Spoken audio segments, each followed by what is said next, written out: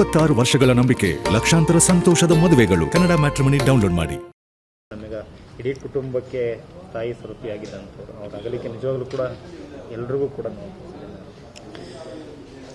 ಏನು ಹೇಳಬೇಕು ಅಂತ ಗೊತ್ತಾಗ್ತಿಲ್ಲ. ಇಡೀ ಕುಟುಂಬದಲ್ಲಿ ಅವರೇ ಆಧಾರ ಸ್ತಂಭ.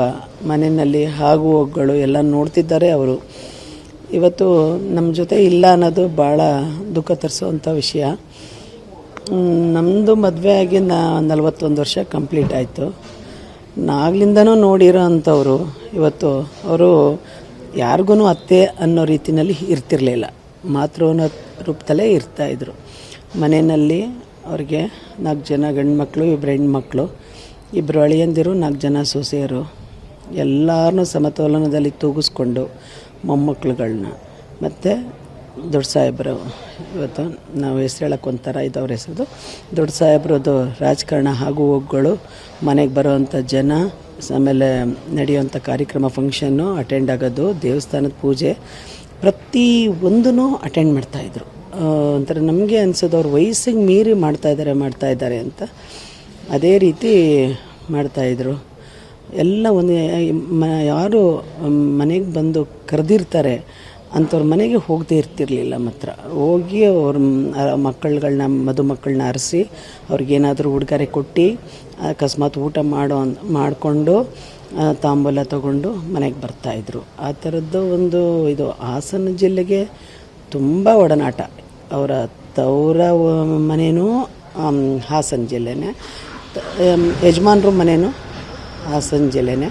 ಹಾಗಾಗಿ ಅವ್ರಿಗೆ ಇಲ್ಲಿ ಅವಿಭಾಜ್ಯ ಸಂಬಂಧ, ಅವಿಭಾಜ್ಯ ಸಂಬಂಧ. ಈ ಒಂದು ಹೊಳೆನರಸೀಪುರ ತಾಲೂಕು ಹಾಸನ ಜಿಲ್ಲೆ ಅಲ್ದೇ ಕರ್ನಾಟಕದಿಂದ ಯಾರೇ ಕೋಲಾರ ಕಡೆಯವರಾಗಲಿ, ಚಿತ್ರದುರ್ಗ ಕಡೆಯವರಾಗಿರಲಿ, ಅಥವಾ ಈ ಕಡೆ ಎಲ್ಲಿ ಮೈಸೂರು ಭಾಗದವರಾಗಿರಲಿ ಅಥವಾ ತುಮಕೂರು ಭಾಗದವರಾಗಿರಲಿ, ಯಾರೇ ಬಂದು ಅಮ್ಮ ನಾವು ಇಂಥವ್ರು ಅಮ್ಮ ಹಿಂಗಂದ್ರೆ ಹಾಂ ಹೌದಪ್ಪ ಕೂತ್ಕೊಳ್ಳಿ. ಅವ್ರು ಏನು ವಿಮರ್ಶನೆ ಮಾಡ್ತಿರೋ ತರ್ಕನೇ ಮಾಡ್ತಿದ್ದಿಲ್ಲ. ಕೂತ್ಕೊಳ್ಳಿ, ಅವ್ರಿಗೆ ಕಾಫಿ ಕೊಡಿ, ತಿಂಡಿ ಕೊಡಿ, ಊಟ ಕೊಡಿ.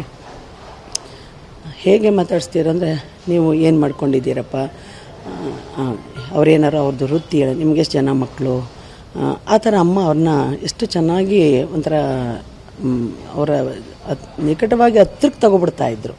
ತಗೊಂಡು ಮಾತಾಡಿಸಿ ಅವ್ರ ಕುಟುಂಬದ ಬಗ್ಗೆ ಕೇಳಿ ಮಾಡಿ ಅವ್ರಿಗೆ ಅದೇ ಒಂದು ಸಂತೋಷ. ನಾವು ಹೋದಾಗ ನಮ್ಮ ಹೆಂಡತಿ ಮಕ್ಕಳನ್ನೆಲ್ಲ ಕೇಳಿದ್ರು, ಅದು ಅವ್ರಿಗೆ ಸಂತೋಷ. ಅದು ಇವತ್ತು ಇಷ್ಟೊಂದು ಜನರು ಮನಸ್ಸನ್ನು ಗೆದ್ದಿದ್ದಾರೆ. ಇಷ್ಟೊಂದು ಜನರು ಪ್ರತಿಯೊಬ್ಬರಿಗೂ ಅಮ್ಮ ಬೇಕು, ನಮ್ಮನ್ನು ನೋಡಬೇಕು ಅಂತ ಅನ್ನಿಸ್ತಿದೆ ಅಂದರೆ ಅದು ಅಮ್ಮನ ನಡವಳಿಕೆಯಿಂದ. ಹಾಗಾಗಿ ನಮ್ಮ ಮಾವವ್ರಿಗಂತೂ ತುಂಬ ಬೆನ್ನೆಲುಬಾಗಿದ್ದರು. ಪ್ರತಿಯೊಂದೂ ಮನೆಯಲ್ಲಿ ಯಾವ ಆಗು ಹೋಗುಗಳು, ನಡೆಯೋ ಫಂಕ್ಷನ್ಗಳು ಯಾವುದೇ ಅಂದಿದ್ರು ಮನೆ ಜವಾಬ್ದಾರಿ ಹೊರ್ತಾಯಿದ್ರು. ಮನೆಯಲ್ಲಿ ಸೊಸೆಯರುಗಳದ್ದಾಗಲಿ, ಹೆಣ್ಮಕ್ಳದ್ದಾಗಲಿ ಪ್ರತಿಯೊಂದು. ಕಳೆದ ಸ್ವಲ್ಪ ದಿವಸದಿಂದ ಅವ್ರಿಗೆ ಉಸಿರಾಟದ್ದು ತೊಂದರೆ ಇತ್ತು. ಹಾಗಾಗಿ ಹಿಂದೆ ಒಂದು ಸಲ ಅಪೋಲೋ ಹಾಸ್ಪಿಟ್ಲಲ್ಲಿ ಕೂಡ ಅಡ್ಮಿಟ್ ಮಾಡಿದ್ದು.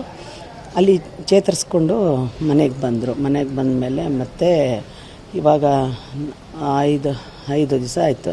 ಮಂಗಳವಾರ ಸ್ವಲ್ಪ ಅಸ್ವಸ್ಥರಾದರು ಮನೆಯಲ್ಲಿ. ಆಮೇಲೆ ನಾವು ಬುಧವಾರ ಅಡ್ಮಿಟ್ ಮಾಡಿದ್ದು ಮಣಿಪಾಲ್ ಹಾಸ್ಪಿಟಲಿಗೆ. ಸೊ ಈ ಸಲ ಸ್ವಲ್ಪ ಸಿವಿಯರ್ ಅಂತಾರೆ, ತುಂಬ ಉಸಿರಾಟದ್ದು ಭಾಳ ತೊಂದರೆ ಇತ್ತು. ಹಾಗೂ ಈಗ ಅಂದರೆ ಒಂದು 24 hours ಆದಮೇಲೆ ಅವರು ಅಬ್ಸರ್ವೇಷನ್ ಇಟ್ಟು ಆದಮೇಲೆ ಎಲ್ಲ ಸ್ವಲ್ಪ ಚೇತರಿಸ್ಕೊಂಡ್ರು. ನಮಗೆ ಅನ್ನಿಸ್ತು ಪರವಾಗಿಲ್ಲ, ಈಗ ಒಂದು 30% ಚೇತರಿಸ್ಕೊಂಡಿದ್ದಾರೆ ಅಂತ ಹೇಳಿದ್ರು. ಡಾಕ್ಟ್ರುಗಳು ಹೇಳೋದ್ರ ಮೇಲೆ ನಾವು ಡಿಪೆಂಡು.